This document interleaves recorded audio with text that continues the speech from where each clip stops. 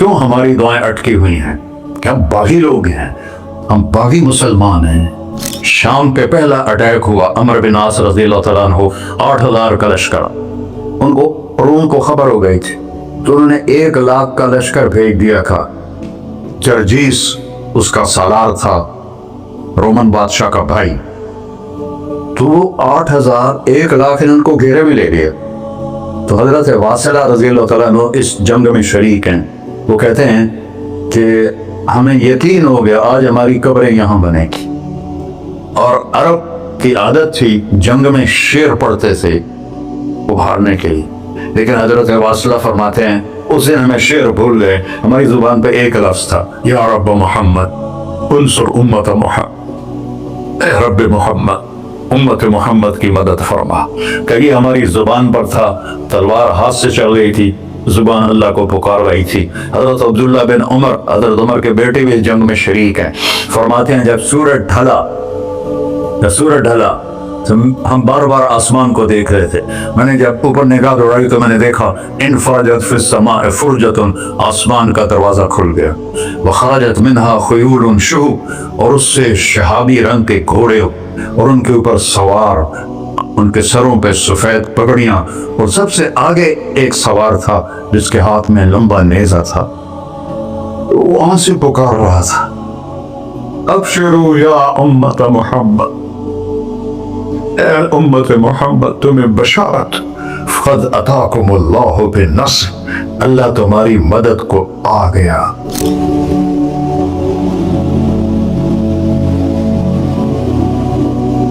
یا ابا سفیان جئتکم بکرامت الدنیا والآخرہ، ابو سفیان دنیا اور آخرت کی عزت چاہیے تو میرے پیچھے چلنا پڑے گا، اس کے علاوہ کوئی راستہ نہیں ہے، کوئی راستہ نہیں ہے، کوئی راستہ نہیں۔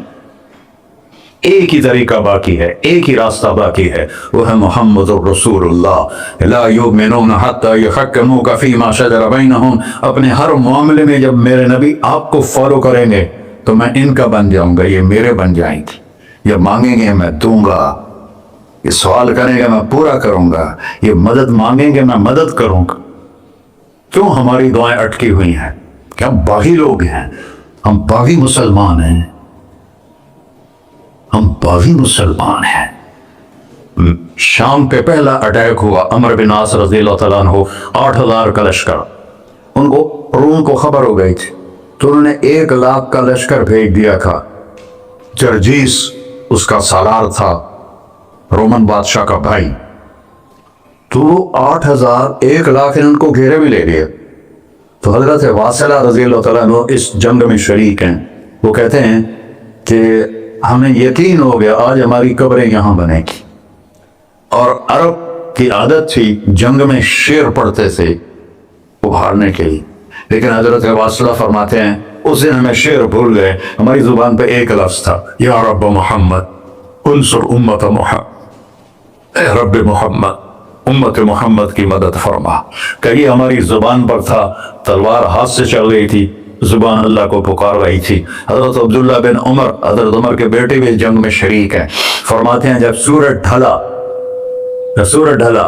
تو ہم بار بار آسمان کو دیکھ رہے تھے، میں نے جب اوپر نگاہ دوڑائی تو میں نے دیکھا انفرجت فی السماء فرجۃ، آسمان کا دروازہ کھل گیا، وخرجت منہا خیول شہب، اور اس سے شہابی رنگ کے گھوڑے اور ان کے اوپر سوار، ان کے سروں پہ سفید پگڑیاں، اور سب سے آگے ایک سوار تھا جس کے ہاتھ میں لمبا نیزہ تھا، وہاں سے پکار رہا تھا ابشروا یا امت محمد، اے امت محمد تمہیں بشارت، قد اتاکم اللہ بالنصر، اللہ تمہاری مدد کو آ گیا۔ فرماتے ہیں وہ ایسے آئے اور ہمارے اندر غائب ہو گئے، اور آدھے گھنٹے بعد 1,00,000 کا لشکر دوڑ رہا تھا 8,000 کے سامنے۔ کبھی ہم بھی تم میں بھی چاہا تھی، کبھی ہم بھی تم میں بھی راہ تھی، کبھی ہم بھی تم بھی تھے آشنا، تمہیں یاد ہو کہ نہ یاد ہو۔ میرے نبی کی زندگی مکمل نمونہ ہے، مکمل، اس کو فالو کرنا ہے، پھر بلڈر بنو، ذمہ دار بنو، پھر ڈاکٹر بنو، پھر تاجر بنو، سائنسدان بنو، عورت ہے مرد ہے جو بھی ہے، کامیابی اس کے ماتھے کا جھومر بن جائے گا کہ وہاں ایک ہی سکہ چلتا ہے، وہ محمد رسول اللہ۔ تو بھائیو مجھے یہی مختصر بات کرنی تھی کہ اس دنیا کے پیچھے ان دو ہستیوں کو پیچھے نہ کرو، ان کو ناراض نہ کرو۔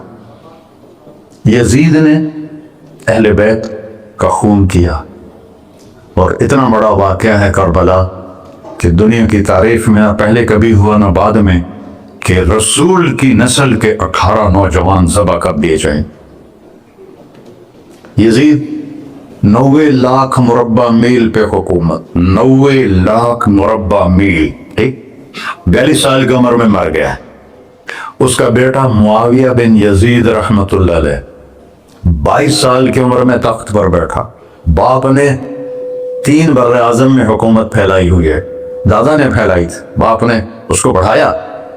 یزید کے زمانے میں بھی فتوحات ہوئی، اب یہ 3 بر اعظم پر اس نوجوان کی حکومت ہے۔ یہ بلڈر نہیں ہے، یہ بادشاہ آج کل کے صدر وزیر نہیں ہے، 2 ٹکے کی ان کی قیمت کوئی نہیں ہے، مطلق بادشاہ ہے۔ 40 دن حکومت کی اور سارے خاندان کو بلایا اور کہنے لگا، اب تصور کرو 22 سال کا ایک شہزادہ ہو، وہ 3 بر اعظم اس کے سامنے ایسے جھکا ہوا ہو، تو اس کو کیسے آپ میئر کر سکتے ہیں؟ جبکہ کاغذ کے نوٹ نہیں تھے، سونا تھا، چاندی تھی، ہیرے تھے، اصل دولت تھی۔ یہ کاغذ کوئی دولت ہے؟ یہ تو یہودیوں نے آپ کو بیوقوف بنایا ہوا ہے۔ انہوں نے سب کو اکٹھا کیا، اس نے ایک چھوٹا سا خطبہ دیا، کہنے لگا، کانا ابی جبارن، میرا باپ ظالم تھا، اس نے اہل بیت کا خون کیا، اور جس تخت کے نیچے اہل بیت کا خون ہو میں اس پہ لعنت بھیجتا ہوں، یہ ہے تمہاری سلطنت، جس کو چاہو دے دو، میں بری ہوں۔ 3 بر اعظم کی حکومت اللہ رسول پہ قربان کر کے گھر بیٹھ گیا، اور آج اس کو کس عزت کے ساتھ میں سنا رہا ہوں۔ اس کے باپ کو بولتے ہوئے میرا لہجہ کیسا تھا، اور اس کے بیٹے کو بولتے ہوئے میرا لہجہ کیسا ہے۔ 3 بر اعظم کی سلطنت چھوڑ دی کہ اس کے نیچے اہل بیت کا خون ہے، مجھے نہیں چاہیے۔ تو اللہ اور اس کے رسول کو راضی کرنے کے لیے بڑے سے بڑا سودا بھی سستا ہے، بڑے سے بڑا سودا بھی سستا ہے۔ ایک صحابی آئے، یا رسول اللہ، میرے پڑوسی ہے، اس کی کھجور ایسے میرے گھر میں آتی ہے، اس پر جب پھل پکتا ہے تو وہ گرتا ہے، میرے چھوٹے چھوٹے بچے اٹھا کے کھانے لگتے ہیں، ادھر سے بھاگ کے آتا ان کے منہ سے نکال لیتا ہے۔ اس کی تو محنت کریں کہ اتنی سخت، وہ منافع تھا، اس کی اتنی سختی نہ کرے۔ تو آپ نے اسے بلایا، کہا بھائی ایک سودا کرتے ہو؟ کہا جی، یہ کھجور مجھے دے دو اور میں جنت میں کھجور دنوں لے کے دیتا ہوں۔ کہنے لگا، یا رسول اللہ، کوئی اور آپ فرماتے تو میں ضرور حاضر کر دیتا، یہ کھجور تو مجھے میرے بچوں کو بہت پسند ہے، میں تو معافی چاہتا ہوں۔ وہ تھا ہی منافق، تو اس نے معافی مانگنی تھی۔ وہاں ایک صحابی بیٹھے تھے، ابو الدہداء، جب وہ چلا گیا تو کہنے لگے، یا رسول اللہ، اگر میں آپ کو یہ کھجور لے کے دے دوں تو مجھے جنت میں کھجور لے کر دیں گے؟ کہنے لگے، ہاں، سودا پکا ہے۔ تو وہ گیا اس کے پیچھے، کہنے لگا، بھائی کھجور بیچو گے؟ کہا نہیں۔ کہا بھائی بیچ دو۔ ارے جا، میں نے رسول اللہ کو نہیں بیچی، تجھے کیسے بیچوں گا؟ انہوں نے کہا، منہ مانگی قیمت لے لے، منہ سے بول کیا لینا چاہتا۔ تو ابو الدہداء کا باغ تھا تیار، 600 کھجوریں، میں ذمہ دار ہوں، مجھے پتا ہے کہ 600 کھجوروں کی کتنی قیمت ہوتی ہے۔ جیسے آپ بلڈنگ کو جانتے ہیں، میں نہیں جانتا، آپ ذمہ داروں کو نہیں جانتے، میں جانتا ہوں۔ 600 کھجوروں کا باغ۔ تو اس نے اس کو لاجواب کرنے کے لیے کہا، اپنا باغ دے دے، کھجور لے لے۔ اب یہ کہتا ہے، پھر وہ تو نہیں، آپ لوگ تاجر بیٹھے ہیں، اس کے بول کی طاقت دیکھو، اس سے کہہ رہا ہے اب معاہدے سے پھرو گے تو نہیں؟ انہوں نے کہا، میں پاگل ہے جو پھروں، میں نے 600 کھجوروں کا باغ لگ گیا۔ پھر انہوں نے کہا، چل ڈن، 600 کھجوروں کا باغ تیرا اور یہ کھجور میری۔ اور وہاں سے سیدھا گیا اپنے باغ میں۔ کھجوروں کا زمانہ تھا تو مدینے والے کھجوروں کے پھل کے زمانے میں باغ میں شفٹ ہو جاتے تھے، چھوٹے چھوٹے بنائے ہوتے تھے کمرے، وہاں بچے وہ سب رہتے تھے، کھجوروں کی پہراداری بھی اور توڑنا بھی۔ تو وہ ہائے قربان جاؤں نبی کے صحابہ تھا، وہ باغ میں اندر نہیں گئے، باہر کھڑے ہو گئے کہ کہیں نیت نہ بدل جائے اتنا بڑا باغ دیتے ہوئے۔ باہر سے پکارا ام الدحداء، بیگم کہ جی کہ باہر آ جاؤ، بچوں کو بھی لے کے آ جاؤ۔ کیا ہوا؟ کہا میں نے باغ بیچ دیا۔ انہوں نے کہا کتنے میں؟ کہ جنت میں کھجور مل گئی۔ وہ کہنے لگی ربح البیع ربح البیع ربح البیع۔ وہ ابو الدحداء کیا سودا کیا تو، کیا سودا کیا تو۔ ارے کہ عورتیں زیادہ شور مجاتی مروا دیتا ہے کہ بچے کے تو کھاسیں تمہیں کے تو کھاساں، ربح البیع۔ اس کے بعد بھاگا ہوا آیا اللہ کے نبی کے پاس، یا رسول اللہ میں نے کھجور خرید، آپ اس انصاری کو دے دے۔ تو آپ نے پوچھا کتنے میں خریدی ہے؟ تو سارا باغ دے دیا ہے، کھجور لے لی۔ آپ نے کہا پہلا سودا کینسل، کم من عذق رضاح ودار فیاح لأبی الدحداء۔ اب تیرے لیے میں دیکھ رہا ہوں تیرے رب نے جنت میں کھجوروں کے باغ لگا دیے ہیں، اور تیرے کوٹھے کی جگہ کھجوروں میں محل بنا دیے ہیں سونے چاندی کے۔ جنت میں تو مٹی نام کی شے کوئی نہیں، لوہے نام کی شے کوئی نہیں، ایک ہر گھر ایک ان سونے کی، ایک چاندی کی، ایک زمرد کی، ایک یاقوت کی، مشک کا گارا اور زعفران کی گھاس، اور اس کا لنڈر اللہ کا عرش ہے۔ تو سودے کر گئے، اب سب کچھ کرو، اللہ رسول کو پیچھے نہ چھوڑ، کیونکہ ہمیشہ تو زندہ نہیں رہنا، چلے جانا ہے۔ دنیا میں سب سے بڑا محل بنایا تھا کسریٰ نے، نوشیروان کے پوتے خسرو پرویز نے، جس نے ہمارے نبی کا خط پھاڑا تھا۔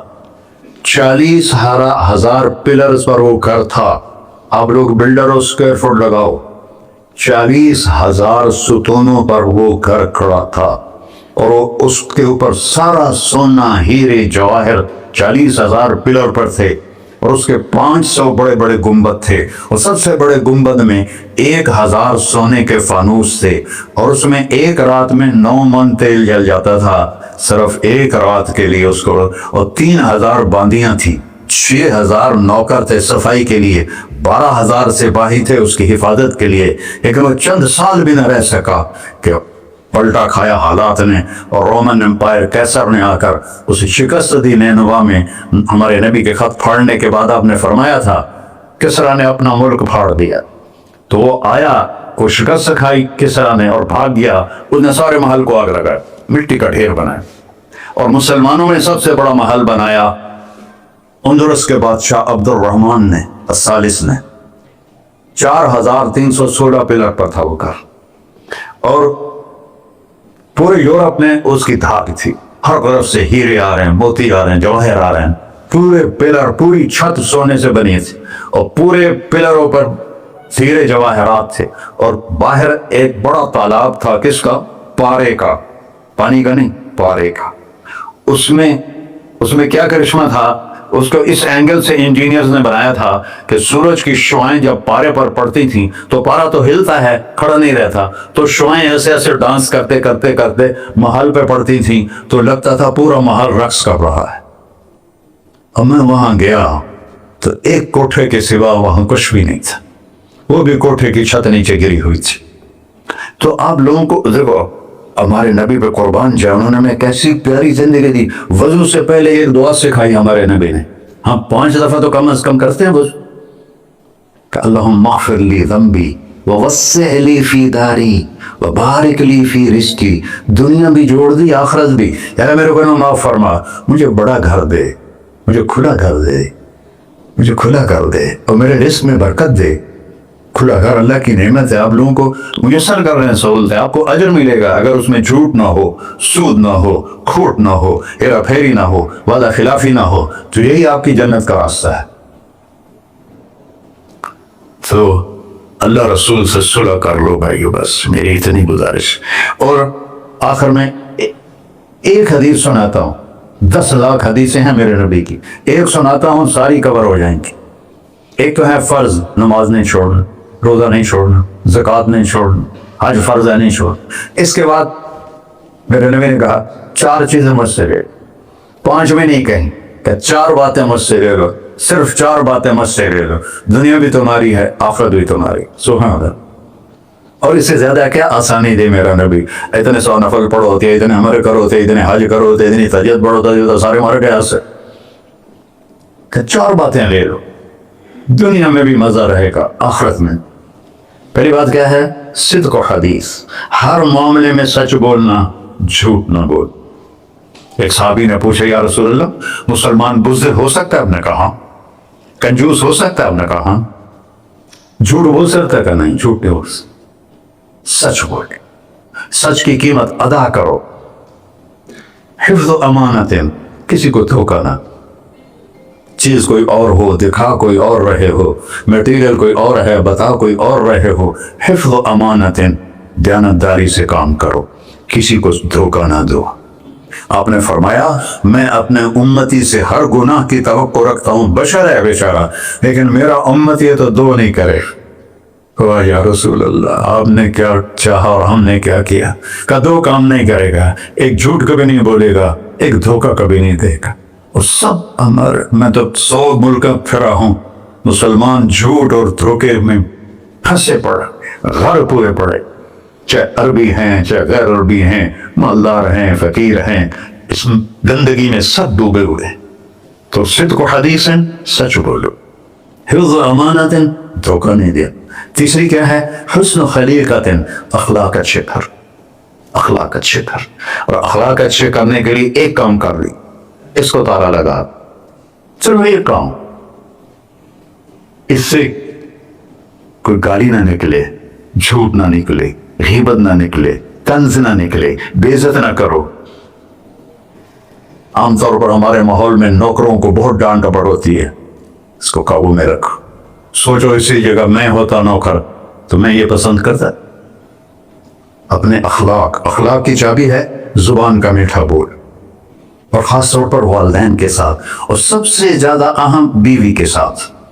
میرے نبی نے فرمایا بہترین مسلمان وہ ہے جو بیوی سے اچھا سلوک کرتا ہو، کہ وہ ماں باپ بہن بھائی گھر سہیلی ماحول ثقافت تہذیب سب کچھ چھوڑ کر ایک بول کے ساتھ آپ کے گھر آ جاتی، آپ کے بچے کا 9 مہینے بوجھ اٹھاتی ہے، اس کو دودھ پلاتی ہے، اس کی چھاتیاں لٹک جاتی ہیں، کبھی آپ کے لیے وہ ناشتہ بنا رہی ہے، کبھی کھانا بنا رہی ہے، کبھی آپ کے کپڑے کا خیال کر رہی ہے، اور آپ ایک چھوٹی سی بات پر اس کی عزت اتار کے پھینک دیتے ہیں۔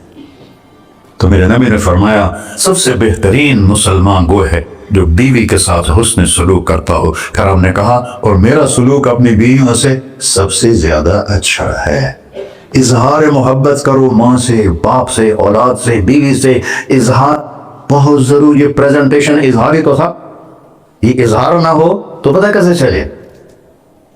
اپنے ماں کے پاؤں چومو، باپ کا ماتھا چومو، ان کے آگے نوکر بن کے کھڑے ہوئے، بیوی سے کہو مجھے تم سے بہت پیار ہے، وہ اچھا کپڑا پہنے تعریف کرو، اچھا کھانا بنائے تعریف کرو۔ انسان بھوکا ہے اس چیز کا، میرے نبی سے بڑھ کر کوئی ہو سکتا ہے؟ آپ حضرت عائشہ سے فرما رہے ہیں، چونکہ حضرت عائشہ کماری بھی تھی، چھوٹی بھی تھی۔ حضرت عائشہ جس نے اللہ کو دیکھا ہو اس کے لیے عورت کوئی چیز نہیں ہے۔ ایک حدیث سناتا ہوں، مالی فی النساء من رغبہ، مجھے عورتوں کی کوئی رغبت نہیں۔ اللہ کو دیکھنے کے بعد کس چیز کی رغبت؟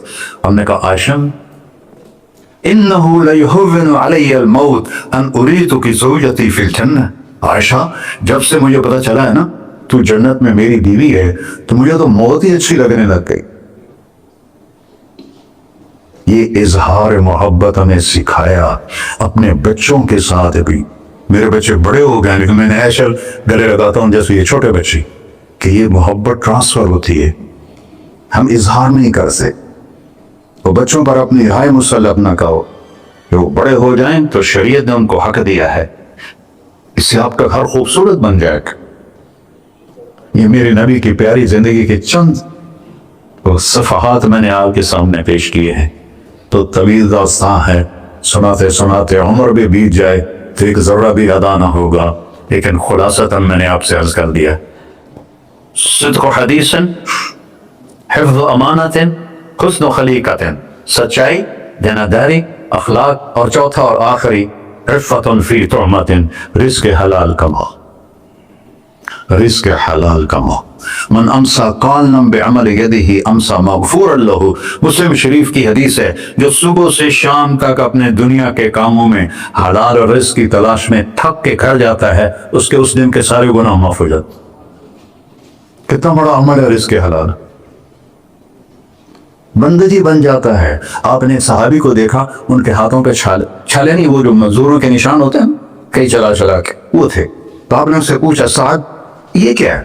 کہ یا رسول اللہ, بچوں کے لیے روزی کماتا ہوں, اپنے ہاتھ سے کام کرتا ہوں, تو میرے ہاتھوں پہ یہ نشان پڑ گئے. تو آپ نے ان کا ہاتھ ایسے پکڑ, سب کو دکھا کر ایسے اس کا بوسہ لیا. پھر فرمایا, جو ہاتھ بچوں کو حلال کھلاتے ہوئے ایسا ہو جاتا ہے, اس پہ جہنم کی آگ حرام ہو جاتی. صرف نماز سے نہیں گناہ معاف ہوتے, حج سے نہیں معاف ہوتے, رزق کے حلال کے کمانے سے بھی روزانہ کی صفائی ہو جاتی ہے. تو ابھی سودا ہے, اللہ رسول سے کر لو تو موج ہی موج ہے, اور اگر انہیں بکھیڑوں میں پڑے رہے تو مر کے زیرو ہی ہونا ہوتا ہے, کچھ بھی ساتھ نہیں جاتا. تو اللہ مجھے بھی توفیق دے, اللہ آپ کو بھی توفیق دے کہ ہم اپنے نبی کی زندگی کو اور اپنے رب کو سامنے رکھ کر زندگی گزاریں. اور آپس میں اگر لڑے ہوئے ہو, صلح کر لو. آپس میں کوئی لڑو, دیکھو جھگڑا ہو جاتا ہے, بول چال بند نہ کرو. جھگڑا ماں سے بھی ہو جاتا ہے, باپ سے بھی, بیوی سے, بول چال بند نہ کرو. نہیں بس ساڑا بائی کاٹ. ہم تو پنجابی لوگ ہیں, دیہاتی کو تھوڑی اونچ نیچ ہو جائے تو ہماری لینگویج اصل لیک کا چھک دیتا ہے, سمجھو, ہم نے لکیر لگا دی ہے, نہ انہاں دے مرن تے جاونا ہے, نہ انہاں دی شادی تے جاؤ. یہ ساڑے جنازے بچ بھی نہ ہم. اللہ, میرے گاؤں میں جنازہ تھا, میرا اپنا عزیز, اس کی والدہ فوت ہو, تو رشتہ داروں میں قریبی رشتہ دار جنازے میں پہلی صف میں کھڑا تھا. تو جنازے پر تو سب کے دل نرم ہو جاتے ہیں. جب اس نے دیکھا نا کہ میاں صادق میری ماں دے جنازے چ باہر نکل گیا, یہ تہذیب ہے ہماری. تو جھگڑا ایک فطری چیز ہے, لیکن بول چال بند نہیں کرنی ہے, دل میں نفرت نہیں پالنی ہے, اس کو صاف کر کے معاف کرنا ہے. اللہ بہت خوش ہوتا ہے. اور میاں بیوی میں جھگڑا ہو جائے اور وہ صلح کر لیں, اللہ ان کے پچھلے سارے گناہ معاف کر دیتا ہے. کیا مزے کی بات. السلام علیکم. دعا فرما, دعا فرما. اچھا بھائی بھائی جان دعا کر لیں.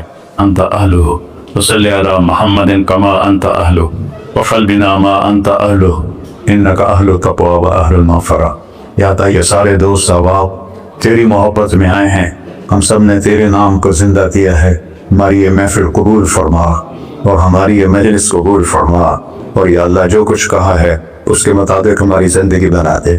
اور یا اللہ جو ہم نے نیت کی ہے کہ غزہ کے مسلمانوں کو گھر دینا ہے, چھت دینی ہے, ان سب کو, یہ کسی ایک آدمی کے بس کا کام نہیں ہے, یہ سارے مل کر کریں, ہم بھی کریں, اس لیے ہمیں توفیق نصیب فرما. تیرے نبی کا فرمان ہے, جو میری امت کی دنیا کا خیال نہیں کرتا وہ مجھ سے نہیں ہے. اور اس وقت سب سے محتاج امت غزہ کے اہل ایمان ہے.